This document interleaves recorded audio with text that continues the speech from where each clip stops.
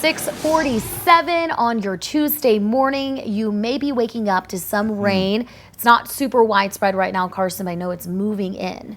Yeah, we're tracking that flash flooding potential, guys, especially later on this afternoon, lasting into the overnight hours tonight and even into Wednesday, too. Unfortunately, this is just the beginning of what could be a fairly prolonged flash flooding event for North Alabama yet again. After all that heavy rain we saw back in September, might be dealing with it again in October. On the Way 31 Storm Tracker Early Warning Radar Network, like Megan just mentioned, the rain is not too widespread yet, but it will be this afternoon. Let's zoom in on this one thunderstorm that I've been tracking since we came on air at 4:30 in northern Lawrence County, right along Alabama 20 as you get towards Alabama 157, Alabama 33 as well, Hillsborough, Cortland, Town Creek, seeing some of that heavier rainfall, so take it slow if you're driving along Alabama 20 this morning. Heading closer to the metro area, a new shower just developed right on top of Harvest, right along Alabama 53. Another thunderstorm has also developed in southern Lincoln County, Tennessee, with some of those heavier downpours as well, and this coverage will expand as the day goes on. Here's the reason why. You've got that low pressure off to our west across Mississippi and Arkansas. We call that an upper level low. That's a fancy way of saying that the low pressure is way above our heads in the higher levels of the atmosphere, but it's enough to give us a forcing mechanism for widespread showers and storms. That's exactly what we're seeing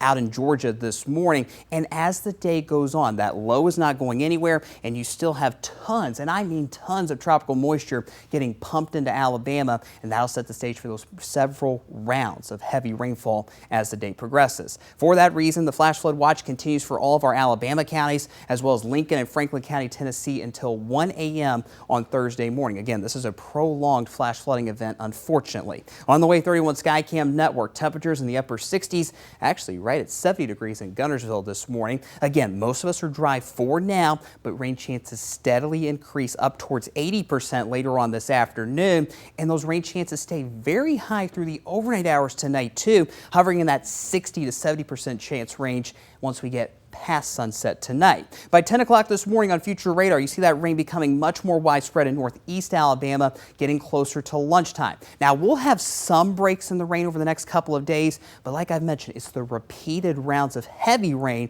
that'll set the stage for flash flooding concerns. By 4 o'clock this afternoon, it could be a messy ride home from work or school with some of those showers and storms still lingering. They continue through the evening hours tonight into the overnight as well. If you're a third shift worker, keep that in mind, especially with some possible flooded roadways that you really can't see at night. By 6 o'clock Wednesday morning, heavy rainfall according to this particular data source right on top of the metro. Looks like the morning commute tomorrow might be a mess as well. My main area of concern for that flash flooding is going to be northeast Alabama as we get towards Wednesday afternoon. Look at this big slug of extremely heavy rainfall over Sand Mountain by 6 o'clock tomorrow night that might train over the same area like trains on a track as you get close to the Alabama-Georgia state line tomorrow night, and we'll finally start to dry things out just a little bit past midnight tomorrow night. Until then, we're going to see upwards of 2 to maybe 4 inches of rain just in the next couple of days. And those orange colors over Jackson and DeKalb County, that's where you might see over 4 inches of rain in the next couple of days. Stay weather aware,